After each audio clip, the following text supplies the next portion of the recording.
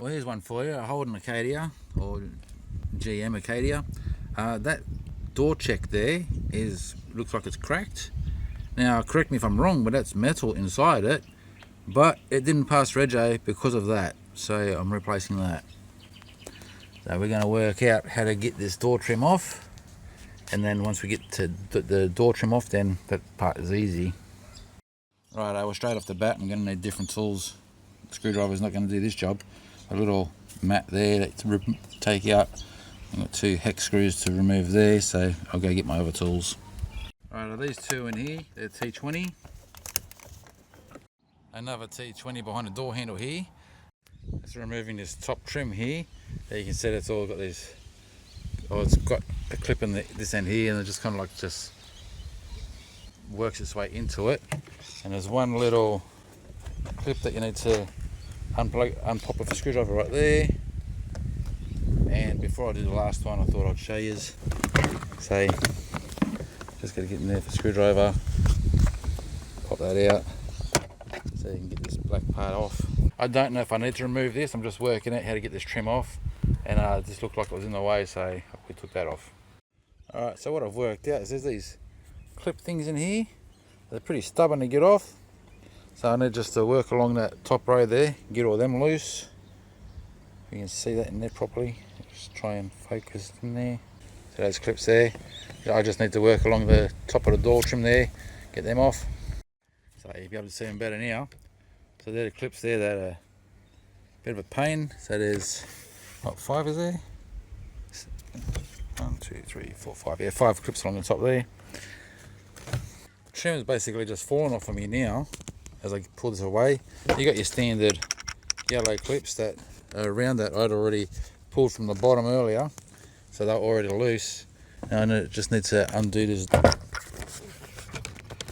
Undo this here. So it looks like I've got to clip that, bring that around. Up she goes. Alright, so there's a red clip here that looks like it's got to be lifted up. Get this out. That's a bit of a trick to move it, but that's just, this arm here swings up and then the plug just basically falls out. That one black clip there just didn't want to let go. Hopefully I'm showing you. I'll just get into a different lighting so I can see what's on the camera. Okay, this one black clip here didn't want to let go of the door right there. That's all it was. Holding it on, really stubborn. I used this little trusty dandy tool here to get in behind, get that off. Now the door card's off. Now I can remove this here and get in behind the door there. Window has to be down to remove the door card. Window has to be up to get to that door check. So now I'm going to have to plug the connection back in just so I can wind the window back up. Alright, so what I'm doing right now is I've loosened this 10mm off to a certain point. I'm going to take these 2 nuts off here. The reason why I'm not taking it all the way, because if the wind catches the door with this undone, the door's going to go too far forward and possibly damage the door and the guard. So at this point here, you need to be really careful. Possibly put something on the other side of the door with a towel over it or something. I'm not going to, because I know to be very careful.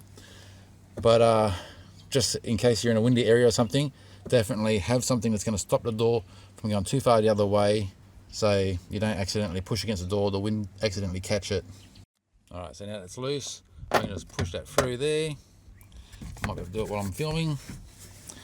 Grab that out. That's the old one. I'll get the new one out of the packet. Right, you can't make a mistake of putting these in the wrong way, because it's just not going to happen.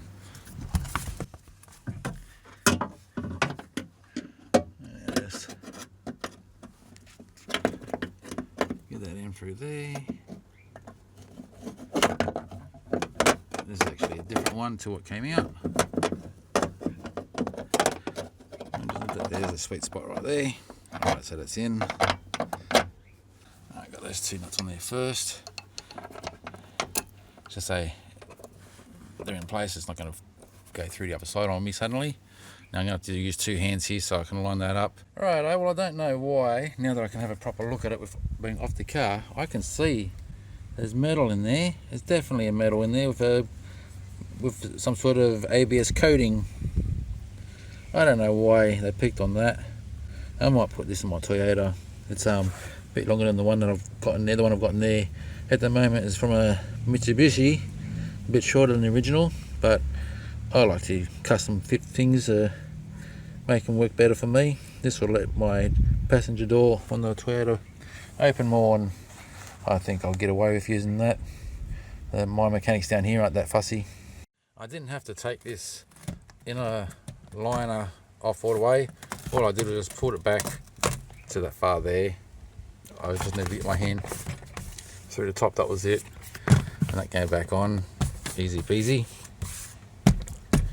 Now we can put the door trim back on. Another thing, this black piece that I took off earlier does not need to come off, but I didn't know, so I was just winging it, and I'll put that on first before I put the trim back on. Just gonna look behind here, like this, how it's easy enough to just take off there. Oh, it's kind of stamped on. There's getting that door handle out. Just wanted to know what was stopping me. Oh, okay. So there's a little screw. I'm going to pull that off. There's a little screw right there that goes on the other side of this here. So I was trying to take that out, as you can see. And it's easy enough to push back down, but I thought that might have had to come out. Oh, you can't see that, can you? Alright, so I was trying to take this out first, because it basically almost comes out. There's just one screw on the inside that's got to come off right there, and that will get that power window controller out, this whole section out from that one there. But that's easy enough to click back in. We'll just get this back on the door first, and the padding here just flips back over all these parts here, so that's handy. First, press that in, lever around, that's fine. And there's a little part in the door there that presses against that, holds that in place. This handle back on, cable for the door handle. Swing that around, clip that back in.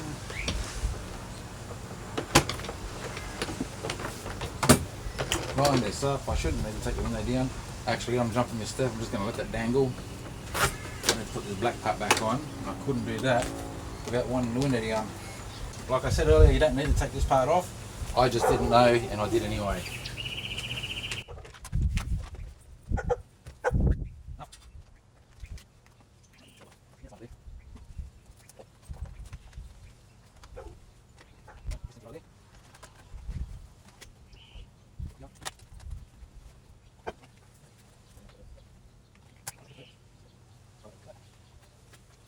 Now I should just be able to press this door trim on.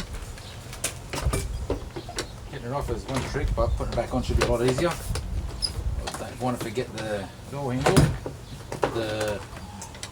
this part here.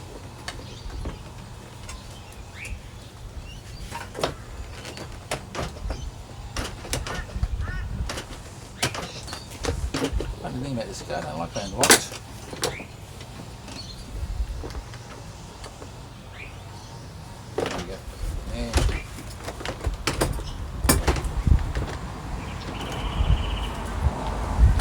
Just be able to line it up, and it's got guides on that door trim.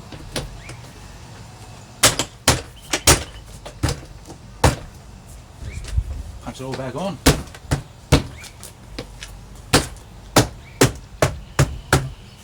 Yay! I'll push this back on, get that back in clips. Now the old school way was you'd take this off and then you get to the screw that's holding the trim on there. And that's what I was looking for.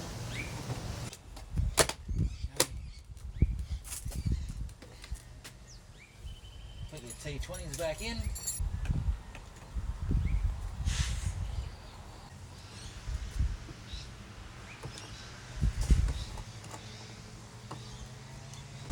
Now when removing these covers, this one here just sits in there. There's no special way to remove that. That's it. It's already rested how it should be.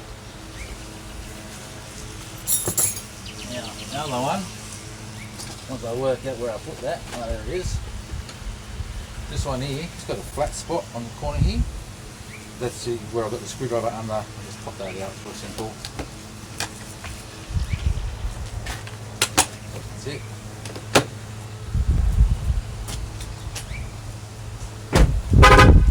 Yeah. Funny thing saying, keys on the car. Okay.